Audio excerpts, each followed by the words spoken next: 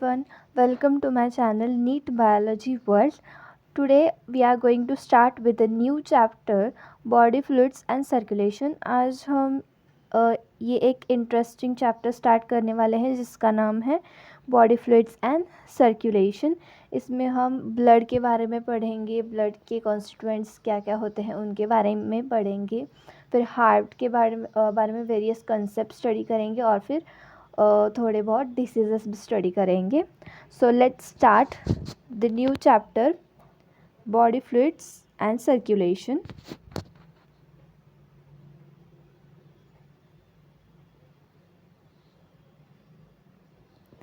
So now here is the introduction first. Introduction में बताया गया है कि इस चैप्टर में क्या क्या होगा या फिर ब्लड से रिलेटेड कुछ कंसेप्ट्स हैं. So blood is the most commonly used body fluid by most of the higher organisms including human.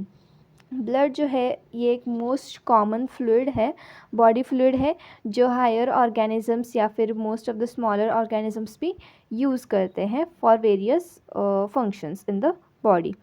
Lymph also help in the transportation of the certain substances. Lymph ये भी जो fluid है, body fluid है, ये भी transportation के लिए help करता है सर्टन सब्सटेंसेस के.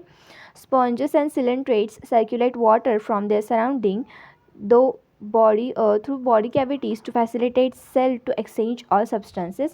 स्पॉन्जेस और सिलेंट्रेट्स में वाटर सर्कुलेट करता है उनके सराउंडिंग में बॉडी कैविटीज़ के बीच में से to facilitate the exchange of all substances. मतलब एक्सचेंज सब्सटेंसेस एक्सचेंज करने के लिए बॉडी सर्कुलेट करता है, वाटर बॉडी कैविटी में सर्कुलेट करता है. Next 18.1 blood. यहाँ पे हम ब्लड के बारे में पढ़ेंगे. What is blood? Blood is a special connective tissue consisting of a fluid matrix plasma and formed elements. Blood जो है ये एक स्पेशल कनेक्टिव टिश्यू है. उसमें जो फ्लूइड मैट्रिक्स प्रेजेंट होता है, प्लाज्मा प्रेजेंट होता है और कुछ फॉर्म्ड एलिमेंट्स प्रेजेंट होते हैं. फॉर्म एलिमेंट्स के बारे में भी हम पढ़ेंगे. फॉर्म एलिमेंट्स जैसे कि first we will study about plasma. 18.1.1 plasma.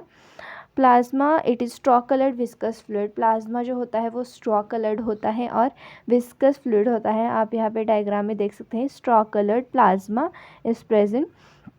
Contains 55% of blood. Plasma में 55% ऑफ ब्लड प्रेजेंट होता है and 90 to 92% of plasma in is water and protein contribute 6 to 8%. Plasma में 90 to 92% वाटर प्रेजेंट होता है और 6 to 8% proteins present होते हैं. Major proteins जो है वो है फाइब्रिनोजन, ग्लोब्यूलिन्स एंड अल्ब्यूमिन्स. ये मेजर प्रोटीन्स है. मेजर प्रोटीन्स का फंक्शन हम यहाँ पे स्टडी करेंगे. मेजर प्रोटीन्स कौन कौन से हैं? Fibrinogen, globulin, albumin. So fibrinogen का फंक्शन है नीडेड फॉर क्लॉटिंग और कोआगुलेशन ऑफ ब्लड. जब हमें एक इंजरी होती है तब वो हील करने के लिए जो कोआगुलेशन ऑफ ब्लड होता है उसके लिए फाइब्रिनोजन इम्पॉर्टेंट होता है, नीडेड फॉर क्लॉटिंग और coagulation of blood. ग्लोब्यूलिन्स involve in the defence mechanism of the body. Globulin defence mechanism में हेल्प करते हैं. And albumin help in the osmotic balance. ये ऑस्मोटिक बैलेंस में हेल्प करते हैं, जैसे कि वेरियस आयंस ट्रांसपोर्टेशन या फिर कॉन्सेंट्रेशन ऑफ वेरियस आयंस इसमें हेल्प बैलेंस मेंटेन करने के लिए हेल्प करते हैं. This is called osmotic balance. Next, plasma contains minerals like Na+, Ca++, Mg++, HCO3 minus, Cl minus etc. Glucose, amino acid, lipids etcetera. Plasma में बहुत सारे minerals present होते हैं जैसे कि Na+ ion, Ca++ ion, magnesium ion, Mg++ ion, HCO3 minus and chlorine etcetera. और glucose, amino acid and lipids also present होते हैं और भी बहुत सारे सब्सटेंसेस हो सकते हैं. Factors for the coagulation of और clotting of blood are also present in the plasma in inactive form. जो फैक्टर्स ब्लड के क्लॉटिंग के लिए या फिर कोआगुलेशन के लिए नेसेसरी होते हैं वो भी इनएक्टिव फॉर्म में ब्लड में प्रेजेंट होते हैं। Plasma without the clotting factor is called serum. जिस प्लाज्मा में क्लॉटिंग फैक्टर्स एब्सेंट होते हैं उसे हम सीरम कहते हैं। 18.1.2 फॉर्म्ड एलिमेंट्स। यहाँ पे हम फॉर्म्ड एलिमेंट्स के बारे में पढ़ेंगे। फर्स्ट फॉर्म्ड एलिमेंट्स में क्या क्या प्रेजेंट होता है। Erythrocytes, leucocytes and platelets are collectively called formed elements. ये डायग्राम पहले भी दी थी मैंने। Structure of blood, structure of blood, यहाँ पे प्लाज्मा प्रेजेंट है। ये जो वाइट है वाइट ब्लड सेल्स है, इनमें प्लेटलेट्स प्रेजेंट होते हैं। रेड ब्लड सेल्स आरबीसीज,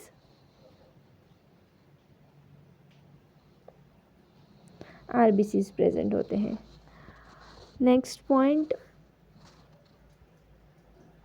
तो yes next point is red blood sales. उसे हम एरेथ्रोसाइट्स भी कहते हैं। Constitute 48% of blood. ब्लड में इनका परसेंटेज 45% होता है। Most abundant of all cells in the blood, ये मोस्ट अबंडेंट सेल्स है। बाकी सभी सेल्स से ये क्वांटिटी में ज़्यादा होते हैं। A healthy adult human has average 5 million to 5.5 million of RBCs in per cube of blood. ये नंबर बहुत इंपॉर्टेंट है कि एक एडल्ट ह्यूमन में 5 billion to 5.5 million per cube of blood इतने प्रेजेंट होते हैं आरबीसीज। रेड ब्लड सेल्स की डायग्राम देख सकते हैं, ऐसे कुछ होते हैं। ये एनिमेटेड पिक्चर है। Next, they are formed in the red bone marrow in the adults. ये जो रेड ब्लड सेल्स है या फिर आरबीसीज है, ये रेड बोन मैरो में फॉर्म होते हैं एडल्ट्स में। आरबीसीज जो होते हैं वो डिवॉइड ऑफ न्यूक्लियस होते हैं, मतलब उनमें न्यूक्लियस एब्सेंट होता है। इसका रीज़न मैंने पिछले चैप्टर में भी बताया था कि उनमें न्यूक्लियस क्यों प्रेजेंट नहीं होता है, क्योंकि हेमोग्लोबिन कैरी करने के लिए ज़्यादा से ज़्यादा स्पेस रिक्वायर्ड होती है और इसके लिए न्यूक्लियस एब्सेंट होता है मैच्योर आरबीसीज में in most of the mammals. And उनका शेप बाइकॉन्केव होता है। They have read coloured iron containing pigment complex protein called haemoglobin. एक कॉम्प्लेक्स प्रोटीन प्रेजेंट होता है हेमोग्लोबिन, हमने रेस्पिरेशन चैप्टर में पढ़ा है। helps plays the important role in transportation of respiratory gases like oxygen and carbon dioxide. A healthy individual has 12 to 16 grams of hemoglobin in every 100 ml of blood. एक healthy individual में 12 से 16 grams haemoglobin present होता है 100 ml blood में। RBCs have average lifespan of 120 days and are destroyed in the spleen. RBCs का जो life span होता है वो सिर्फ 120 डेज़ होता है और उसके बाद वो स्प्लीन में जाके डिस्ट्रॉय होते हैं, इसलिए स्प्लीन को हम ग्रेव यार्ड ऑफ आरबीसीज कहते हैं। नेक्स्ट, ल्यूकोसाइट्स, ये सेकेंड फॉर्म्ड एलिमेंट है known as white blood cells. Leucocytes को हम वाइट ब्लड सेल्स भी कहते हैं।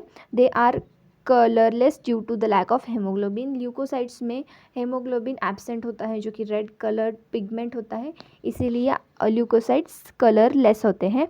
They are nucleated and relatively less in number, 6,000 to 8,000 mm per cube of blood. ये जो ल्यूकोसाइट्स होते हैं या फिर वाइट ब्लड सेल्स होते हैं उनमें न्यूक्लियस प्रेजेंट होता है, क्योंकि उनमें हेमोग्लोबिन प्रेजेंट नहीं होता है और इसीलिए वो कलरलेस होते हैं।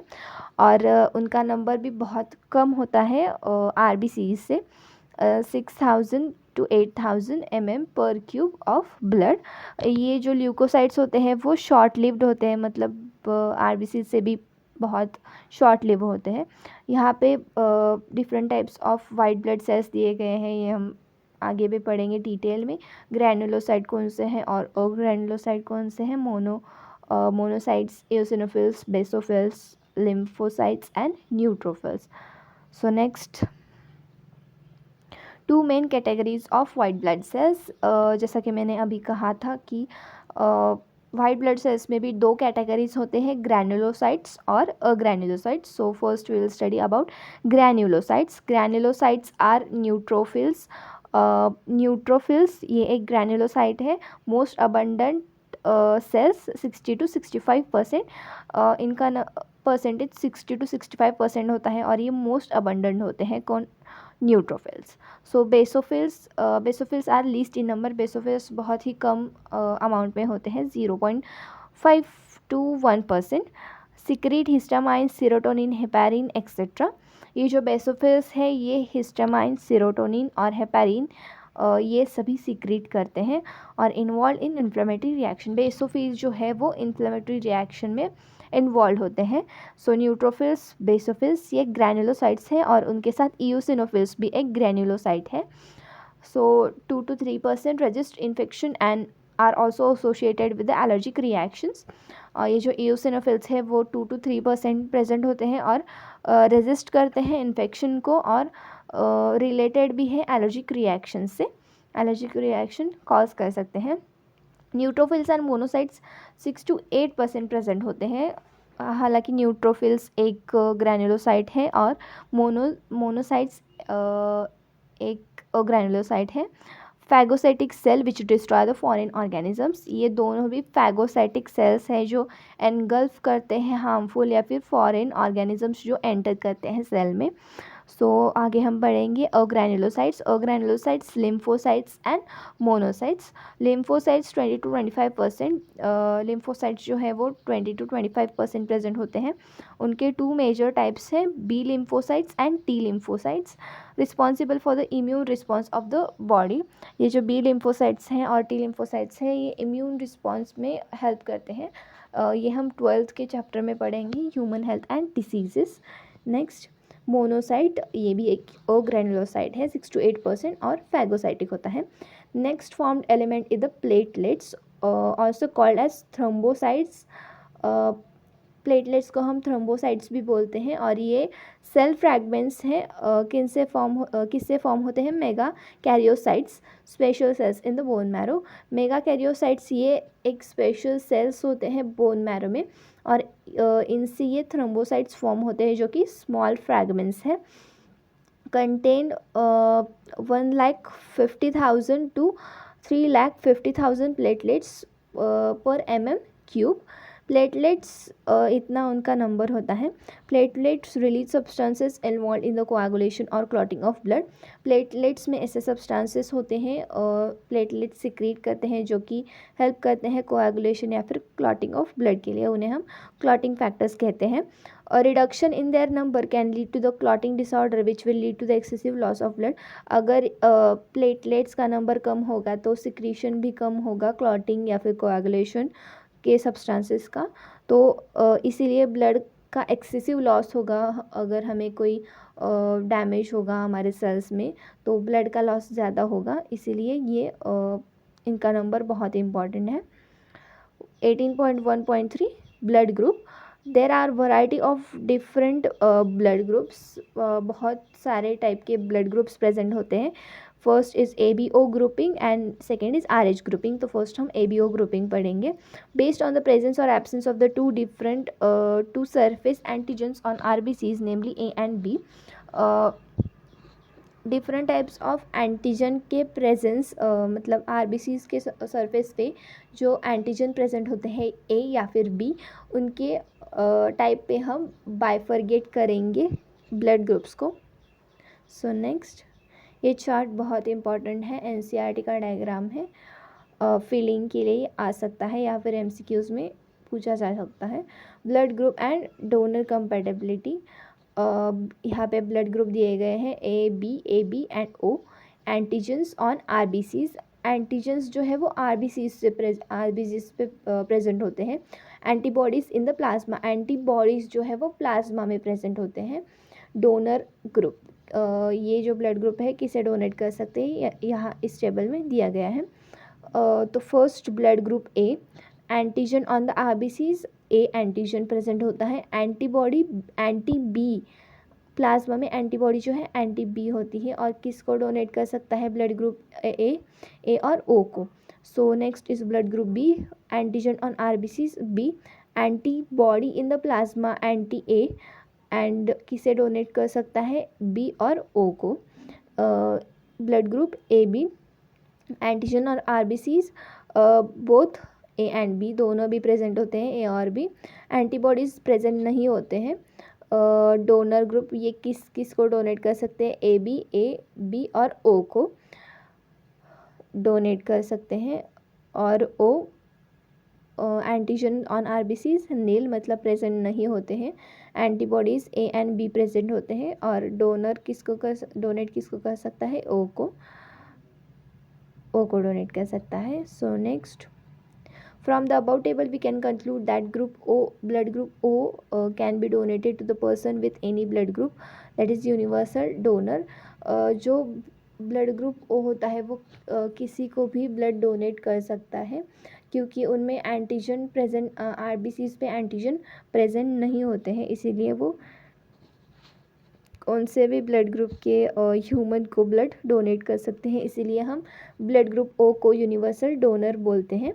Person with AB blood group can accept the blood from the person with the blood group AB as well as other.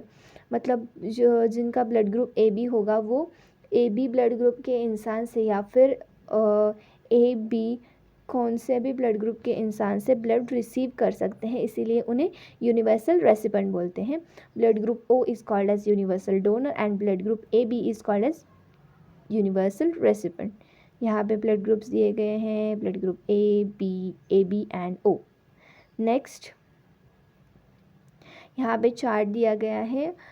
ये जो रिप्रेजेंटेशन है डोनर का है, ये रिप्रेजेंटेशन रिसेप्टर का है, मतलब ही जिन्हें हम ब्लड डोनेट करेंगे. ओ पॉजिटिव किन किन को ब्लड डोनेट कर सकता है, O positive, A positive, B positive and A B positive. A positive किसको ब्लड डोनेट, ओ नेगेटिव किसको ब्लड दे सकता है, O positive, A positive, B positive, A B positive, O negative, A negative, B negative and A B negative. A positive किसको blood donate कर सकता है, A positive और ए बी पॉजिटिव को. ए नेगेटिव किस को डोनेट कर सकता है, A positive, A B positive, A negative, A B negative. B positive किसे डोनेट कर सकता है, B positive and A B positive. B negative किस को डोनेट कर सकता है, B positive, A B positive, B negative, A B negative. A B positive को डोनेट कर सकता है, A B negative, A B positive और ए बी नेगेटिव को डोनेट कर सकता है. ये चार्ट एनसीईआरटी में नहीं दिया गया है, ज़्यादा इम्पॉर्टेंट नहीं है, पर आपके नॉलेज के लिए आप याद रख सकते हैं. सो नेक्स्ट 1.2.3 RH ग्रुपिंग, ये सेकेंड टाइप है क्लासिफिकेशन का ब्लड ग्रुप्स के. So in nearly 80% of the people RH antigen is present on RBCs similar to the rhesus monkeys.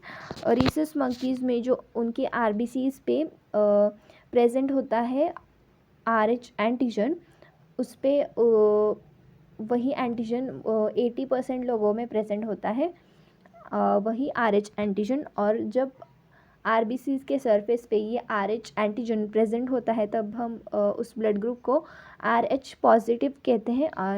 और when the antigen in absent, मतलब जब antigen absent होता है RBCs के सरफेस पे, तब उसे हम RH नेगेटिव बोलते हैं. तो यहाँ पे RH पॉजिटिव और RH नेगेटिव ये दो हो गए classifications. Next is the very important case, NEET का फेवरेट क्वेश्चन या बहुत बार पूछा गया है एनसीईआरटी में, that is erythroblastosis fetalis. This case is of incompatibility is observe between RH negative blood of the pregnant mother with the RH positive blood of foetus. बहुत सारे केसेस में ऐसा हो सकता है कि मदर का जो ब्लड है वो RH नेगेटिव ब्लड होता है, और जो फीटस होता है, जो बेबी होता है, उसका ब्लड होता है RH positive. So these two blood factors does not expose with each other at the first because they are separated between the placenta. when the fetus, मतलब जब fetus grow हो रहा होता है, तब ये जो blood के फैक्टर्स हैं RH negative of mother and RH positive of foetus, ये दोनों मिक्स नहीं होते हैं क्योंकि वो सेपरेटेड होते हैं किससे, प्लेसेंटा से।